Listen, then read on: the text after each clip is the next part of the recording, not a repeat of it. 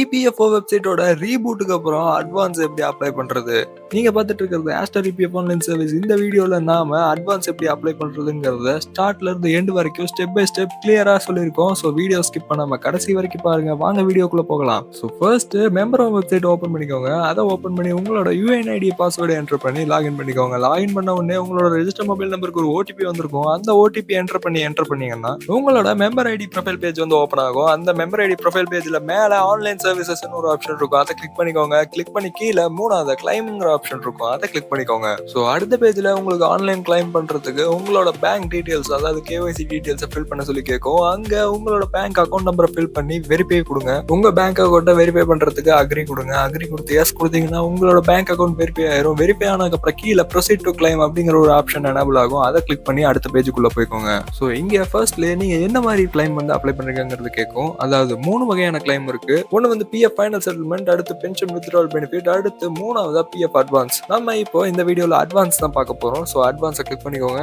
So அதை கொடுத்த உடனே உங்களோட அட்வான்ஸ் கிளைம் பண்றதுக்கு எலிஜிபிளா இருக்கிற PF மெம்பர் ஐடியை காமிக்கும். அதை கிளிக் பண்ணிக்கோங்க. சோ அதுக்கப்புறம் ரீசன்ல இல்னஸ்னு கொடுத்துக்கோங்க.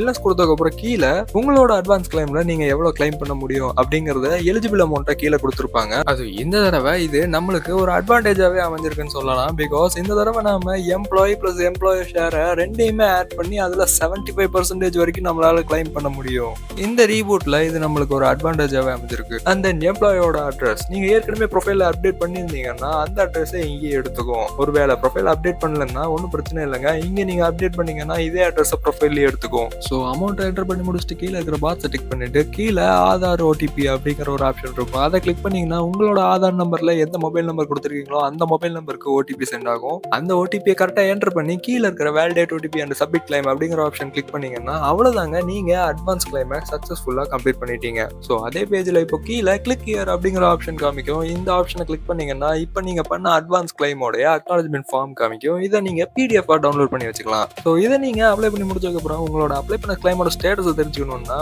மேல ஆன்லைன் சர்வீஸ் கிளிக் பண்ணிக்கோங்க. அதுல கீழே ட்ராக் கிளைம் ஸ்டேட்டஸ் அப்படின்னு இருக்கும். அந்த ஆப்ஷனை கிளிக் பண்ணீங்கன்னா உங்களோட கரண்டா நீங்க என்ன அப்ளை பண்ணிருக்கீங்களோ, என்ன கிளைம் அப்ளை பண்ணிருக்கீங்களோ அதோடைய கரண்ட் ஸ்டேட்டஸை காமிக்கும். சோ இதை பார்த்து நீங்க உங்களோட கிளைமோட ஸ்டேட்டஸை அப்டேட் பண்ணிக்கலாம். சோ இந்த வீடியோ உங்களுக்கு யூஸ்ஃபுல்லா இருந்திருக்கும் நான் நம்புறேன். நீங்க நம்ம சேனலுக்கு புதுசா இருந்தா நம்ம சேனலை சப்ஸ்கிரைப் பண்ணிக்கோங்க. இந்த வீடியோக்கு ஒரு லைக் போட்டுருங்க. அண்ட் உங்களுக்கு PF ரிலேட்டடா மேலும் விவரங்களை தெரிஞ்சுக்கணும்னா ஸ்கிரீன்ல தெரியுற இந்த நம்பருக்கு கான்டாக்ட் பண்ணுங்க.